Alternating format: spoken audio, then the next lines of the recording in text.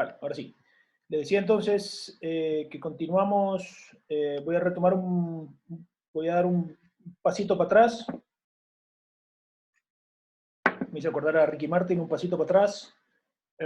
Respecto de las investigaciones del de las últimas 3 tipologías que vimos. Esta clase 40 minutos, Diamela. Ah, perdón, y había una pregunta ahí pendiente, ¿cómo llaman las investigaciones en filosofía? Mira, yo diría que las investigaciones en filosofía son esencialmente hermenéuticas.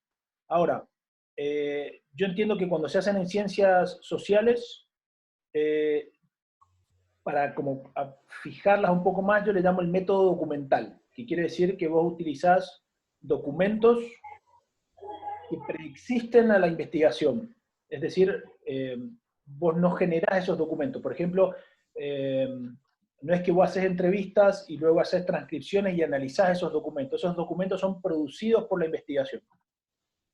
Los documentos que se utilizan en una investigación documental existían antes. Podría ser, por ejemplo, manuales de la primaria, editoriales de un periódico, incluso películas para ver cómo eran representadas las mujeres en los años 20, no sé. Cualquier documento que existe, que no tiene por qué ser solo escrito, ¿sí? Y que vos analizás, pero vos no creaste ese documento. ¿Sí? Vale, respecto de los tipos, la última explicación. En educación y ciencias sociales no, ahora voy a llegar ahí, pero hay muchos más métodos. El documental es uno, ¿sí? Es uno solo. Sí, hay alguien que tiene, me dice Silvia, hay alguien que tiene el micrófono abierto, asegúrense de cerrar. Voy a poner el reloj para no perderme. Les decía entonces que iba a mencionar la última tipología, que era si la investigación era descriptiva, correlacionar o explicativa. Cuando comenté, sí, estamos en marco teórico, sí. Cuando mencioné la explicativa, les decía que podían ser experimentales, que son las que se hacen en laboratorio. Y las pseudoexperimentales, que son, no es que no existan, se han hecho varias investigaciones clásicas, de hecho hay un par de películas en Netflix respecto de esos experimentos, que se hacían mucho en los años 50 y 60. No sé si han visto el experimento de Stanford, por ejemplo, o los estudios de Milgram sobre la obediencia. Es lo más parecido que se puede hacer a investigación social en laboratorio. Pero lo común es hacer investigación de campo. Pero eso se pueden hacer pseudoexperimentales, que quiere decir que yo controlo algunas variables. Por ejemplo, les decía a esta docente que evalúa 2 estrategias de aprendizaje de la geografía y puede controlar, por ejemplo, dice, yo voy a tomar 2 grupos similares, voy a poner igual cantidad de niñas que de niños en cada grupo, las clases van a ser a la misma hora, porque quizás dice, no, este grupo aprendió más, pero no es porque aprendió más por la técnica innovadora, sino que porque era a la mañana y el otro grupo era a la siesta, y estaba más dormido que despierto. Entonces ahí se me metió lo que se llama una variable parásita, que es que yo creo que es por algo que yo hice, y en realidad hay algo que está operando que no lo decidí yo. Entonces yo puedo controlar algunas de esas variables. ¿Sí? Esas son las pseudoexperimentales y eso es más común que se hagan en investigación social. ¿Sí? Pseudoexperimental. Las experimentales, Eugenia, son las de laboratorio, ¿sí? Que como digo, se hacen muy poco, entre otras cosas, no porque sean malas, son muy interesantes, pero son muy caras.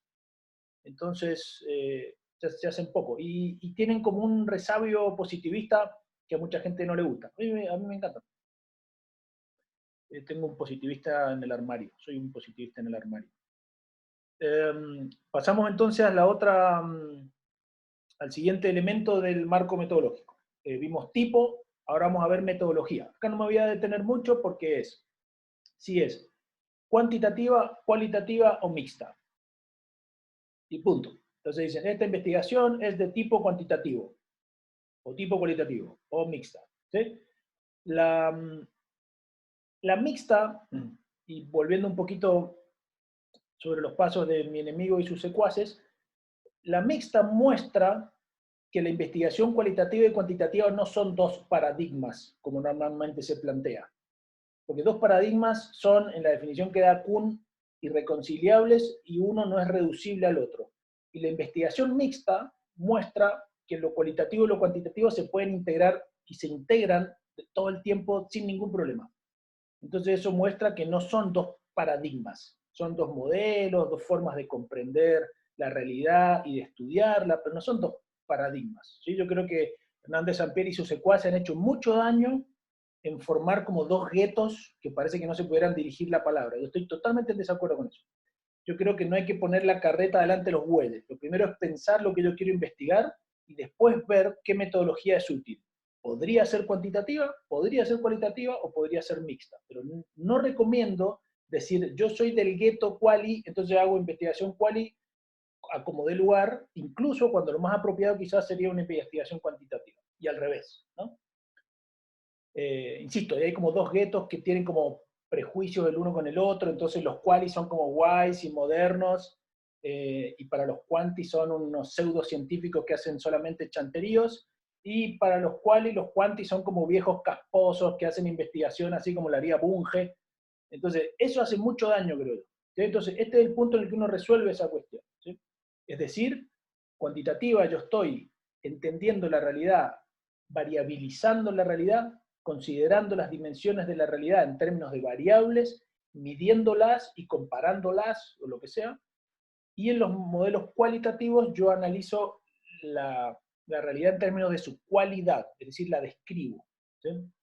Esto es muy importante porque de la cuantificación de la realidad yo puedo aplicar modelos estadísticos y del análisis comprensivo de la realidad no puedo analizar modelos estadísticos. Yo hago una comprensión yo. Yo, por ejemplo, leo las entrevistas y digo qué es lo que eso hay ahí. ¿Sí? Vale. Cuando en este punto dicen esta investigación es cual y cuanti, y lo que conviene es poner una descripción muy breve de qué es una investigación cualitativa, ¿sí? O cuantitativa o mixta, ¿sí? Como en todos los casos. Sí, no, yo creo que no, yo creo que lo mixto no es una síntesis superadora, yo creo que simplemente viene a mostrar que esto siempre fue así, que quizás ni siquiera hubo una tesis y una antítesis, se construyó una tesis y una antítesis, no me pregunten por qué, pero yo creo que eso ha hecho mucho daño. Lo que hay aquí yo creo es que pueden ser de los tres tipos, y el hecho de que la mixta exista muestra que no hay ningún problema de integración. Les doy un ejemplo muy simple, un cuestionario como el que yo les mandé para preguntarles en qué querían formación, era mixto. ¿Por qué? Porque había algunos lugares donde a ustedes no les quedaba más opción que marcar un puntito, y había lugares donde podían redactar. Eso es mixto. Y no implosionó el mundo por esa encuesta mixta. ¿Sí? Vale, el segundo, el cuarto, no sé, quinto, no sé dónde estamos, punto, es el método. ¿Sí? El método son formas globales de comprensión de la realidad asociadas a estrategias metodológicas. Digo esto porque la etnografía, el análisis, ahora les doy ejemplo, la etnografía, el análisis del discurso, no solo dicen, voy a poner, voy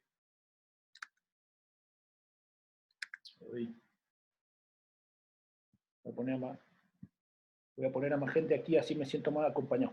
El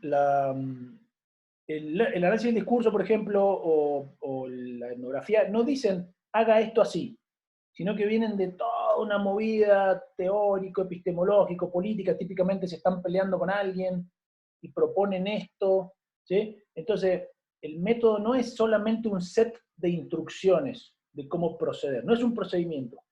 Por ejemplo, les doy el ejemplo quizá con el que más familiarizado estoy yo, el análisis del discurso. El análisis del discurso viene de toda una movida anti-representacionista de la relación del lenguaje con el mundo, y viene de Rorty, de Wittgenstein, y bla, bla, bla, bla, bla, y explican lo que es el discurso y cómo el discurso constituye. Entonces, cuando se habla, por ejemplo, de los chinos, el discurso constituye lo que nosotros llegamos a comprender que los chinos son, y qué sé yo, entonces el poder constructor de la realidad, bla, bla, bla, bla, y recién ahí dicen, el análisis, el discurso es esto, y se analiza así. Por eso les digo que son formas de comprensión del mundo que derivan en unas estrategias, pero no son solo unas estrategias. les doy algunos ejemplos, y esto es la formación que va a venir después de esta, porque es la segunda que ustedes pidieron como prioritaria, que es formación en métodos cualitativos, particularmente etnografía y los métodos participativos. Entonces les menciono algunos ejemplos, pero no voy a entrar en detalle. El análisis del discurso, la etnografía, incluida la etnografía virtual, que es muy interesante, sobre todo ahora. La investigación-acción, la sistematización de experiencias, la teoría fundamentada, el enfoque narrativo, el método biográfico, el análisis documental, que es el que mencioné hace un rato, las investigaciones sobre significado, eso no tiene un nombre, o basadas en la teoría del significado, no tiene nombre, que es cuando dice cuál es el significado otorgado a tal cosa por parte de docentes, no sé qué. No sé si se me está escapando alguno. Esos son métodos. Yo diría que el enfoque sociocrítico yo lo pondría en el nivel epistemológico. Yo entiendo que el enfoque sociocrítico no es solamente un método, sino, o incluso quizá, perdón, yo lo he visto como cuando dicen cualitativo, cuantitativo, a veces como tercero ponen el sociocrítico. O sea, que yo lo pondría más arriba en el nivel epistemológico, digamos, que el método. Entonces, ¿qué es lo que uno hace en este apartado? Dice, en esta investigación, utilizaremos el método etnográfico, o no sé, lo que sea. La evaluación de proyectos, que es muy pertinente en este contexto también, es un método. Entonces, lo que uno hace aquí es decir cuál es el método que va a utilizar.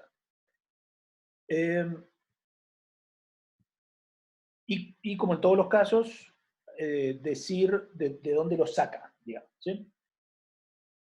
El siguiente punto, y esto es solamente para modelos cuantitativos, es la definición de variables y la formulación de hipótesis. Si yo utilizo una dimensión de la realidad como aprendizaje, por ejemplo, en una investigación cuantitativa voy a tener que decir qué es eso. Teoría fundamentada, sí, creo que la mencioné, Natalia. Teoría fundamentada. Es un método, sí. No basta con que yo diga aprendizaje. En una investigación cuantitativa yo voy a tener que decir qué entiendo por aprendizaje, lo cual se llama operacionalización de variables. Por ejemplo, yo digo aprendió. ¿Qué quiere decir aprendió? Se sacó buenas notas, dice que aprendió. ¿Se sacó buenas notas qué? ¿En un semestre, en un año, en 2 años, en una materia, en todas, en las que le gustan, en las que no le gustan? Entonces, la operacionalización de la variable es definir exactamente qué quiero decir con aprendizaje. Eso es definir la variable, ¿sí? Entonces, cuando yo digo no sé, el nivel educativo de los padres está vinculado con el aprendizaje. Ok, ¿qué es nivel educativo de los padres? Y será una variable, ¿cómo se llaman? Se me fue el nombre ahora, que es cuando si alguien lo sabe, que es cuando yo digo primario completo, secundario completo, universitario, postuniversitario completo, ¿sí? Que se llama discreta esa variable. Y del otro lado voy a decir las notas en todas las materias de primer año del colegio, de cada estudiante, por ejemplo. Eso es operacionalizar la variable. Eso lo tengo que hacer aquí. Y la formulación de hipótesis. Claro, por ejemplo. Y la formulación de hipótesis, a veces me hacen esta pregunta de si hay hipótesis en los modelos cualitativos. Según yo lo entiendo, no. Porque una hipótesis es, según yo lo entiendo, la relación entre dos variables.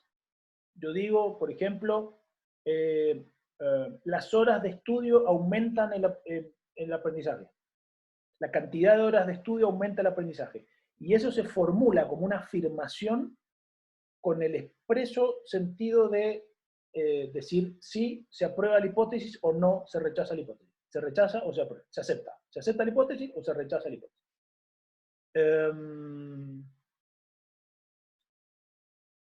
Entonces, yo entendería que no hay en los modelos cualitativos de hipótesis. ¿Qué es lo que hay? Yo digo, ¿no? Expectativas teóricamente fundadas. Por ejemplo,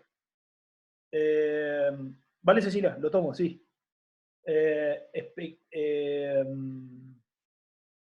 Expectativas teóricamente fundadas. Yo esperaría que,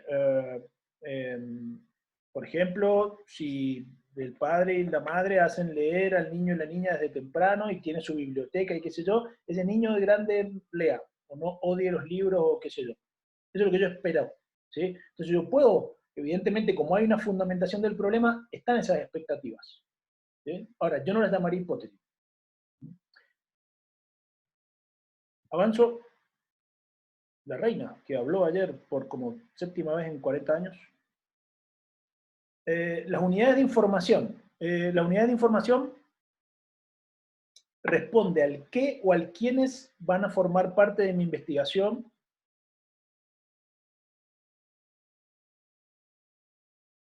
Normalmente en una investigación en ciencias sociales es un quiénes, pero no necesariamente o solamente un quiénes. También a veces un qué, cuando hay una investigación documental. Por ejemplo, yo digo, voy a utilizar todos los manuales de la primaria que se usaron de tal año a tal año para ver cómo era representado Cabral. Entonces, acá está Cabral, soldado heroico, de gloria, cuál precio de la victoria, su vida rinde haciéndose inmortal. ¿Cómo es presentado en los manuales? ¿Sí? Entonces, lo que yo tengo ahí es un documento. No le pregunto a nadie. ¿Sí? Entonces, por eso digo que es el quién, en general es el quién, pero muchas veces es el qué, o a veces es el qué. ¿Cuándo es el quién? Es el quién voy a entrevistar, por ejemplo. Yo dije docentes, noveles, ¿va? Vale. ¿Cómo se establece eso? En base a dos cuestiones. Los criterios de inclusión y los criterios de exclusión. Los criterios son criterios que debe cumplir una unidad de información para formar parte de mi investigación. Es un filtro. Por ejemplo, yo digo, criterio de inclusión de esa investigación que he venido dando el mismo ejemplo. Ser docente de un instituto, por ejemplo.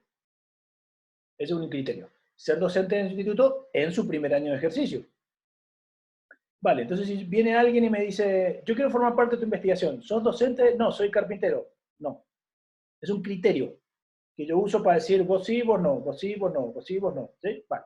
Entonces, en esa investigación que he venido dando, los criterios de inclusión serían, por ejemplo, ser docente de un instituto en el primer año de ejercicio. Y si quizás dije docentes mujeres, puede ser mujer, por ejemplo. O si estoy haciendo investigaciones con mujeres embarazadas, no sé, o docentes embarazadas, bueno, tiene que ser mujer, tiene que ser docente y estar o haber estado embarazada. ¿Usted es hombre? No. ¿Usted es mujer pero no está embarazada? No. ¿Sí? ¿Usted es un rinoceronte? Tampoco. ¿Sí? Es como un filtro. ¿Sí? Y después están, entonces se definen los criterios, son afirmaciones. Son, los criterios de inclusión son este. Ser mujer, no sé, tener hijos menores de X años, son afirmaciones. Y después el criterio de exclusión, a priori, parecería ser cualquier cosa que no cumpla el criterio de inclusión. Si yo dije mujeres o docentes en su primer año de ejercicio, todo lo que no sea eso parecería que son los criterios de inclusión, pero entonces los criterios de exclusión serían infinitos. ¿Sí? Es un auto de Fórmula 1, entonces no. Es un vicepresidente de la nación, no es eso. Los criterios de exclusión aplican a aquellos unidades de información que cumplen con los criterios de inclusión, pero que por alguna razón yo quiero anular y que no participen. Por ejemplo, un criterio de exclusión. Digo, no sé, docentes en su primer año de ejercicio que no tengan cargos directivos o que no coordinen nada, sean docentes llanas. ¿Por qué? Y porque no me interesa esa otra parte de o esa otra dimensión del trabajo, porque me parece que implica otra cosa, bla, bla. Entonces esas no. Cumplían con los requisitos, pero quiero que no. En psicología, por ejemplo, gracias Lidia, lo hago para mí mismo Lidia, pues si no me aburro yo. Entonces, en el caso de, Se me fue lo que iba a decir. Bueno, me olvidé. Los criterios de exclusión. Bueno, no importa. Seguramente no era importante. En psicología, gracias, Mericia, gracias. En psicología, por ejemplo, muchas veces se descarta, no sé, dice, por ejemplo, personas con patologías mentales, por ejemplo. No quiero esa persona, o cosas así. Entonces yo ahí digo, es una unidad de información que cumple con los requisitos, pero por alguna razón yo no quiero que participe. En el caso de documentos, se tiene que precisar, por ejemplo, voy a decir, ¿cuál es el discurso de la nación acerca del movimiento feminista? Y voy a tener que definir, ¿cómo lo voy a precisar? Y voy a tomar todas las editoriales, o todas las noticias que haya acerca del movimiento feminista, o del movimiento a favor de la despenalización del aborto. Entonces ahí, ¿qué es lo que tengo que precisar? Tengo que precisar cuáles son los documentos que entrarían. Por ejemplo, decir, todas las, ¿cómo se llama? Editoriales del Diario de la Nación de tal fecha a tal fecha, que aborden esta cuestión, no cualquiera. ¿Sí? Entonces, los criterios de inclusión y exclusión lo que permiten es decir, filtrar quién va a formar parte de investigación y quién no. ¿Sí? Ah, perdón, me estoy olvidando una cosa muy importante. Es el quiénes o el qué y el cuántos. Si hay una pregunta al millón en metodología, es esa. ¿Cuántos? Yo creo que el 30% de mails que recibo es gente preguntándome, ¿y cuántas personas debería entrevistar? Esa es una pregunta muy complicada.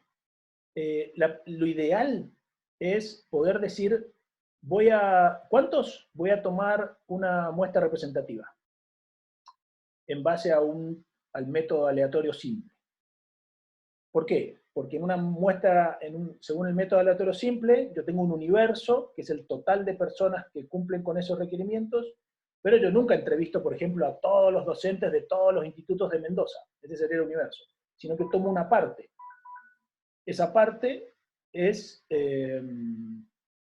la muestra. ¿Sí? Entonces, la relación entre la muestra, claro, exacto, depende de la población, sí. Entonces, la relación entre la muestra y el universo es de representación. La muestra, si está tomada de forma aleatoria, representa al universo. Todo lo que yo diga de la muestra aplica al universo. Pero si yo tomo una muestra intencional, que es lo que hacemos las personas que somos pobres, quiere decir que nosotros, por ejemplo, yo voy a entrevistar a los de mi instituto. ¿Por qué? Y porque los tengo cerca. Porque no tengo plata o no me han dado plata para ir a tomarme un micro a Malargüe, por ejemplo, donde está una de las personas que yo debería entrevistar si hubiera tomado una muestra representativa. ¿Sí? Entonces, el cuántos, lo mejor que uno puede decir en una investigación es cuántos. Este número se estableció en base, que es una fórmula que se aplica, es una muestra representativa y voy a hacerle a X número de personas según el criterio de la selección aleatoria simple. Ahora, en general uno no puede hacer eso. Entonces, tiene que decir cosas que son metodológicamente peores que eso. Y decir, por ejemplo, que la muestra es intencional y lo que hice fue tomar a docentes de, no sé, 2 o 3 institutos de San Rafael, por ejemplo, o del sur. ¿Sí? Y esa muestra no es representativa. Entonces voy a tener que explicarle a quienes me tienen que aprobar el proyecto y qué sé yo, bueno, entonces si no es representativa, ¿por qué usted dice que esto aplica a todo Mendoza? Entonces, cualquier respuesta que no sea la de voy a utilizar una estrategia para establecer un número representativo, es como peor. ¿Sí? Pero para resumir o se hace a través de un método como el método aleatorio simple, que te dice un número, es una fórmula que te dice un número que vos tenés que usar, o decís 20 docentes. ¿Por qué 20? Y no tenés una respuesta muy sólida para eso. ¿Y por qué hay 20 en este instituto? Y si justo su instituto es raro y es distinto del instituto al lado, y no tengo una respuesta para eso. Entonces, metodológicamente es un poco más débil usar una muestra intencional. ¿Sí? Técnicas de construcción de información. Según mi enemigo y sus secuaces, esto es técnicas de análisis de recogida de datos. A esto voy con lo que digo, que esto de que las palabras no son gratuitas. Claro, Cristian dice que existe el modelo de bola de nieve, ¿sí? Que es, yo le digo a una persona, ¿conoces a otra persona, por ejemplo, que haya perdido su trabajo en el último mes? Ese es el método de bola de nieve. Y la saturación teórica, que es lo más parecido a la representación cuantitativa, se llama saturación teórica, que es, exacto, Matilde, dejo de hacer entrevistas o encuestas cuando la información nueva reproduce la que ya tengo. Eso tiene un poquito menos de pedigrí que la muestra representativa, pero es más sólida que decir 20. ¿Por qué 20? Porque sí. Si yo digo ahí, utilizaré ¿cuántas personas? Y yo digo, utilizaré el criterio de saturación teórica, quiere decir que voy a hacer entrevistas hasta que la nueva información reproduzca la que ya tengo. ¿Cuál es el problema con eso? Que no sé cuál es ese número. Entonces puede ser 5 o puede ser 100. ¿sí? Entonces es un riesgo, por así decirlo. Vale, les decía entonces que las técnicas en los manuales sale como técnica de recogida de datos. Yo digo técnicas de construcción de información porque no creo en los datos y no creo que si hay datos se recojan. Dato viene de dado, que está ahí.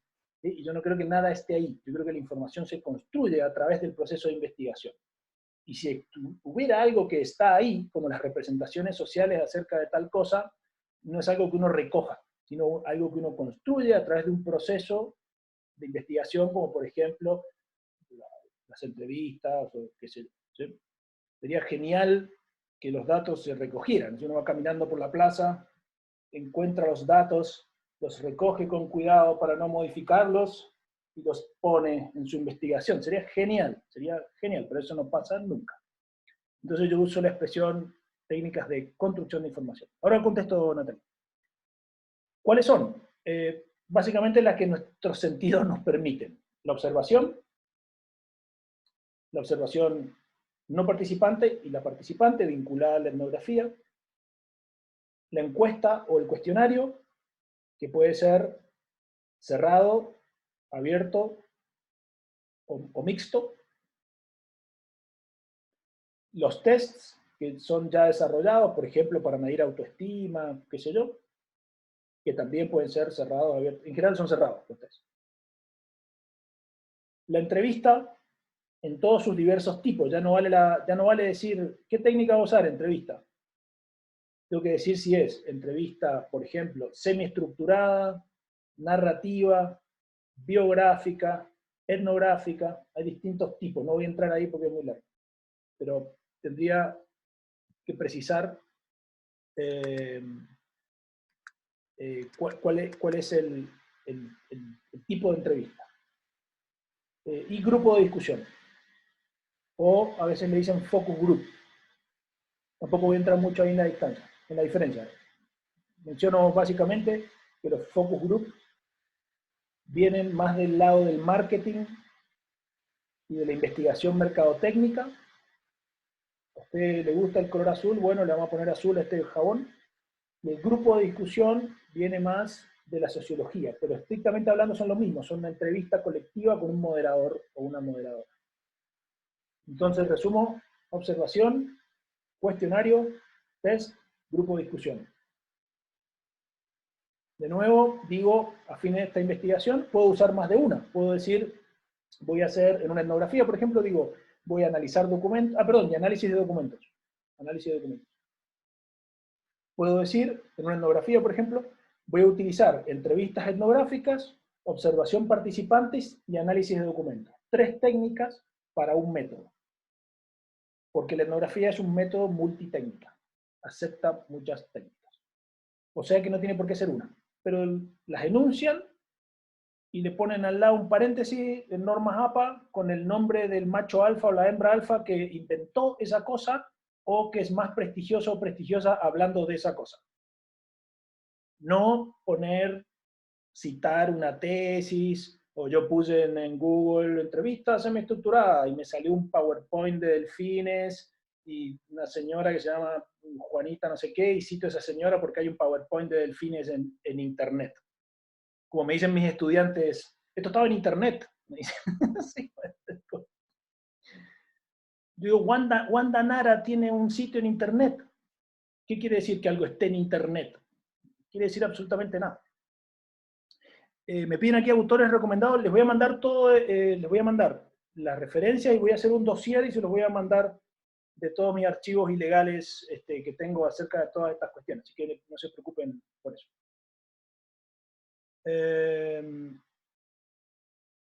Vale, técnicas de análisis de la información. Esta es la segunda pregunta del millón. Una es el cuántos y esta es la otra, porque hasta acá más o menos la gente viene bien.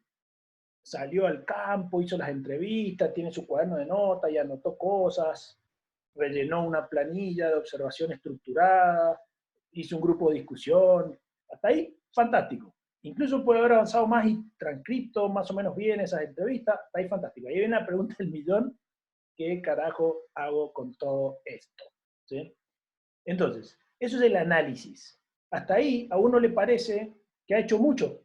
Ha engordado 2 kilos, se ha quedado pelado, se ha enemistado con la mitad del equipo y no ha llegado a ningún lado. En realidad no está en ningún lado, no ha llegado a ningún lado. Parece que ha hecho mucho, pero no ha hecho nada todavía. Ahí viene el análisis. ¿Qué es? ¿Qué significa esto? ¿Qué es todo este bodoque de información que tengo, cosas que anoté, entrevistas que hice, lo que me dijo aquel, esto que tengo grabado? Todo eso. ¿Qué significa eso? ¿Sí? Entonces el análisis es un proceso de reducción, son dos procesos, reducción y ordenamiento de la información.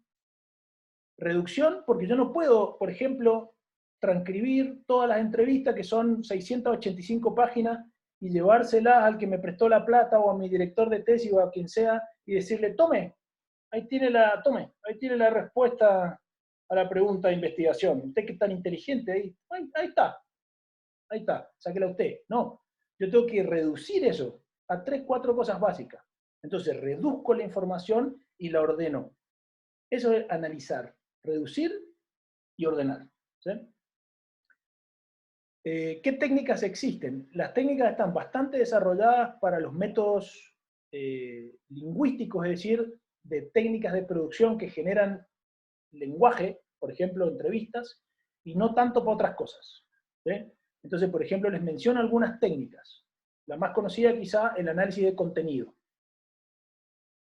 que es para analizar material lingüístico, en general proveniente de entrevistas semiestructuradas, es decir, temáticamente organizadas.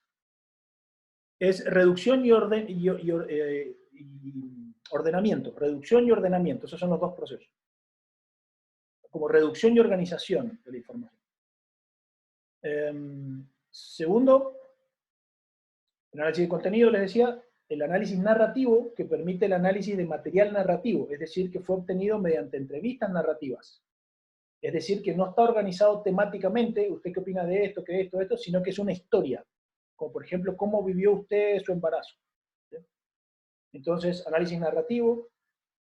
Para el método biográfico y el etnográfico se utiliza algo, Bertaux, que es un autor francés, propuso, y que es muy bonito, pero es bastante impreciso, que es el análisis comprensivo. El análisis comprensivo es como integrar todas esas cosas que, por ejemplo, tengo en una etnografía en una serie de hallazgos 3, 4 breves. Está también el análisis argumentativo, cuando, por ejemplo, analizo cuál es el tipo y la cantidad de argumentos que se utilizan a favor de algo, por ejemplo, en contra de la despenalización del aborto o a favor de la despenalización del aborto.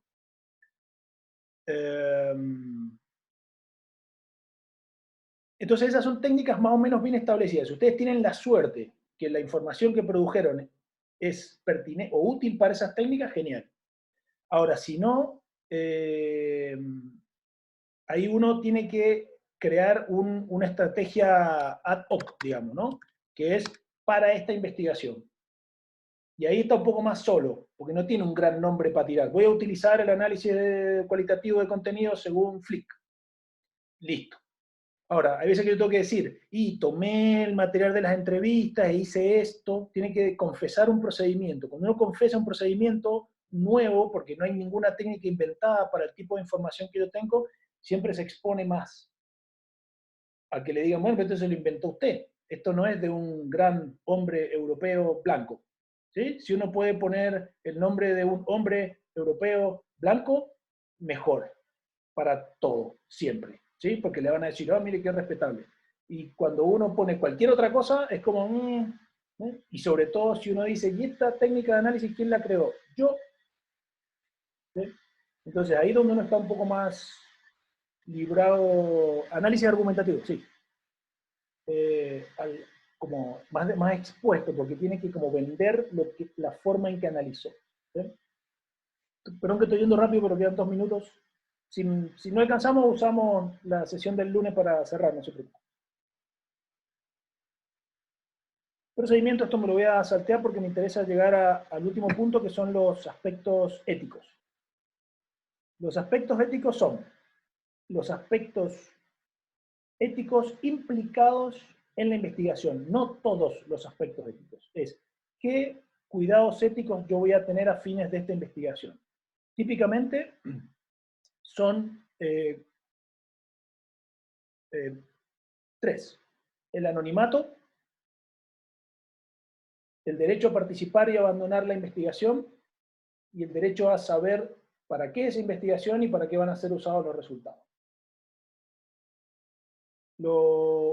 Voy a volver sobre esto el lunes, lo voy a dejar ahí para no decirlo a los apurados porque dice que queda menos de 1 minuto. Así que me despido y entonces quedamos el lunes a las 5. Agrego algo sobre esto y hacemos las consultas. Si no alcanzamos, ponemos otra sesión el martes, ¿sí? Para no hacer las cosas a la apurada. Lamento tener que ir tan rápido y no darles más espacio para que Ok, sí, las cosas que no di las doy el lunes, y si eso agregamos una sesión de martes para discusión que me interesa. ¿Sí? Gracias por conectarse, que tengan buen fin de semana, si es que existe el fin de semana en esta época, y nos vemos el lunes. Muchas gracias.